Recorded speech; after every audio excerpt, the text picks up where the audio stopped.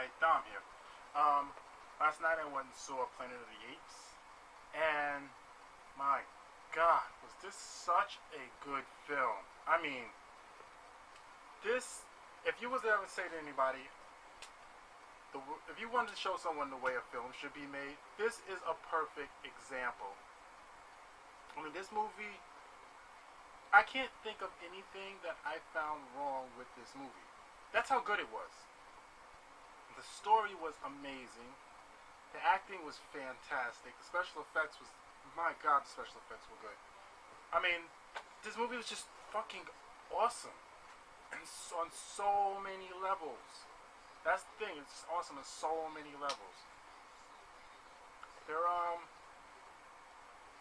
Yeah, so let me just talk about the good stuff first. I have to say that I think that going with just CGI, all the apes in this movie is CGI, and that was a good decision because what people tend to do, first of all, you had to do that. You can't get regular apes to do the things they had them do in this movie. Like a lot of the movie has to do with the apes, and apes can't speak, so they had to use a lot of body motions and gestures and what's the word I'm looking for? Posturing in order to get across what was being told in the story. And they had the apes act like apes, but they also had them act human-like. There was like certain human aspects in it to get the message across to the audience, and you can't do that with regular apes, with real apes. You have to use CGI. So, like there's a scene where one ape is being pampered by three other apes like he's the king, and that's something you can't do with real apes. You have to have the CGI do it because the way it's done so the audience knows exactly what the situation is, even if it isn't how apes really act. It's just, and it's not far fetched either. It's not like, oh, he's being fanned and stuff, no, but he is being pampered. Like they're all grooming him, and he's sitting there like this with his hand on his knee, like a thing a human would do when he's in charge. And it came across nicely. I'm doing some other stuff at the same time, excuse me. So yeah, the CGI thing and doing the full CGI was the right choice because it's consistent. A lot of times they'll have like real animals or real people and then slice in CGI, and it's distracting and jarring because you can see the difference. That's the problem when you have real people and you throw in CGI, and then especially if you do the CGI for a really long time and then go back to the real, you can see the transition between the scenes, and it's just weird. This one, it was consistent, so the CGI was consistent throughout the entire thing, so you didn't get jarred. You wasn't taking out of the movie. You was in it, like when you first see it, you know it's CGI apes, and you just sit there and you go through the movie, and it doesn't bother you. At least it didn't bother me. Like, I knew it was CGI, and I just accepted it, and I just watched the movie. The people around me, they didn't seem bothered by it either. So, that was a great choice. Casting was a good choice, too. James Franco, that's his name, right? James Franco? He did a very, I think that's his name. I think it's James Franco. He did a very, very good job. A really, really good job. The only thing, and this is just for me, was I don't know if this was the writing or just the way he decided to play the character, but he seemed a lot like Harry in the Spider-Man movies. Harry Osborn. He seemed a lot like Harry now in the Spider-Man movie, which isn't bad. It's not a bad play on the character. Like, it fits in the movie. Like I said, just personally for me, like sometimes when he would start talking, it would take me out of the movie because automatically I would just picture a scene from Spider-Man when he's talking. And that's just me though. But as far as the movie goes, it's great. It's perfect play for that character. Perfect way he played that character perfectly. It fits right in the movie. It was just a personal thing for me. What else? There's a lot of what do I want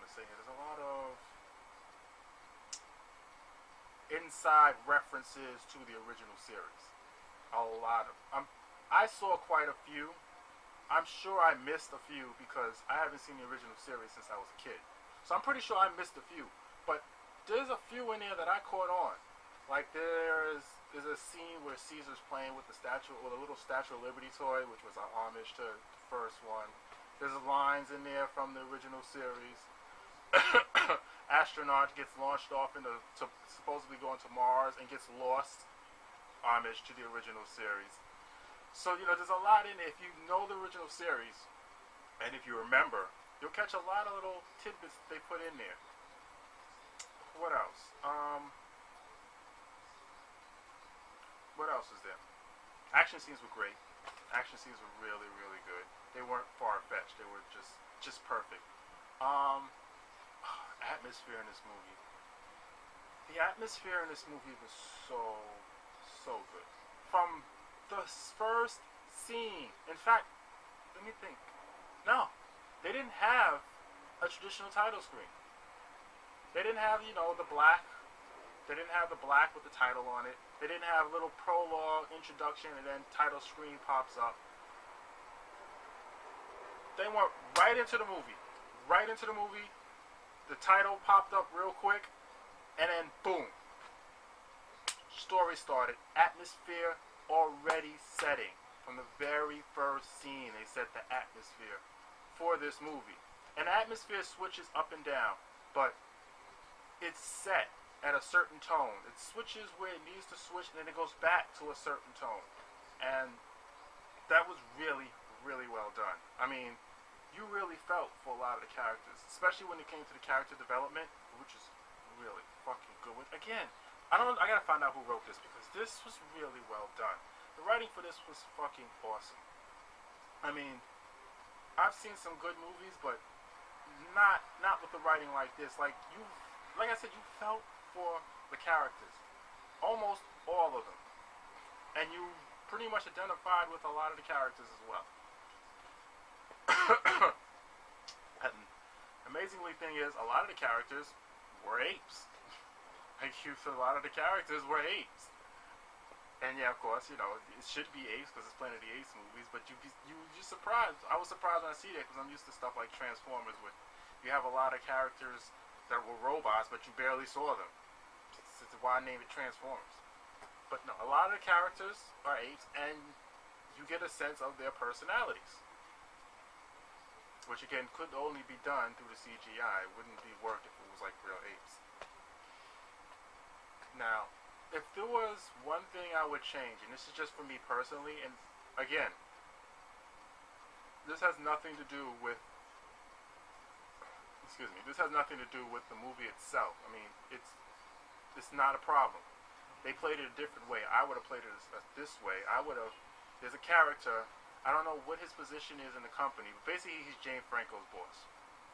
Right? I don't know what his position is. I don't know if he's CEO, if he owns the company. It doesn't matter. You just know that he's in charge. The minute he's on screen, and he's played by David Oyelowo, something like that. I can't pronounce his last name. I think it's Oyelowo. That's how you spell his last name. This is a tribute to the writing and his acting. As soon as he hits the screen, as soon as he's on the screen, you see him on the phone talking to whoever's on the other line, and right away you get the sense that this guy cares nothing about money. I mean, cares about nothing except money. That's all he cares about, is money. And that's just from a 2-3 minute conversation on the phone. That's it. Right away, boom. He's on the phone. He says like a couple of lines, but the way he says it and the words he uses, you get the message right away. Boom. This guy's just a money-grubbing dirtbag. He doesn't give a shit about anything except money. And that was the character. And it's so good. Now, I'm just saying, for me personally, if I was to write it, and this is just me because I like to pull strings and play with people, I would have had people wondering what this character was about for about maybe 5-10 minutes. Not too long, just 5-10 minutes, You get him in, you think he's like a good guy, but then he might not be like a good guy, he might be a dirtbag, you're not too sure. and then like maybe 5-10 minutes in, you find out, yeah, this guy's a dirtbag. That's how I would have played it. But the way they played it was really well done. It was good. It was good. They also didn't dwell on him too much, which is why I think they played it like that, because they didn't dwell on him that much at all. He was an important character, but he wasn't an important enough character to dwell on, which was good. Yeah, this movie's really, really well done. I would go far as saying this is definitely the best movie I've seen this summer. I'd have to think back about every movie I've saw this year, but this could possibly be the best movie I've seen this year. Because it really is that good. I highly recommend you go see it. See it twice. I am. It's really that damn good. Yeah, that's about it. I'll check y'all next time.